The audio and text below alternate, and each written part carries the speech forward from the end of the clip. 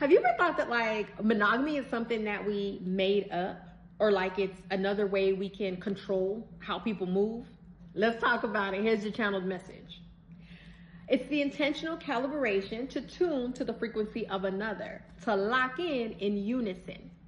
Difficulty erupts in the nomenclature of toxicity and karma, but is instead misalignment. Monogamous connections are life contracts created in contrast to soul contracts. It is the personal choice to hold the physical body sacred. The union of souls through the sanctity of commitment exemplifies religion on the basis of man and their need for morality. Sacred is the womb to be honored and exalted. Well, damn. Let's talk about it. So for one, when they say, you know, monogamy is a intentional calibration to tune to the frequency of another. Yes, in that way, it's a choice to say, I'm with you, you with me, this is what we're doing, right? It's just me and you. But that is a life contract as opposed to a soul contract that we create before we incarnate into this life experience, okay?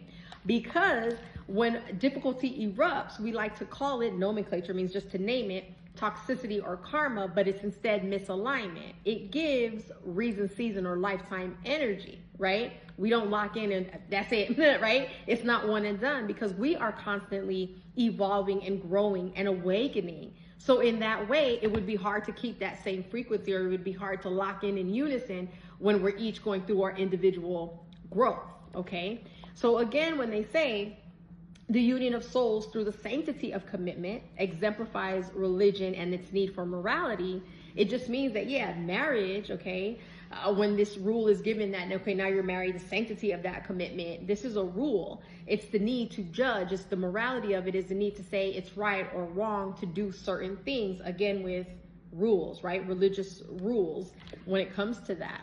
One thing's for sure, two things for certain though, is sacred is the womb to be honored and exalted.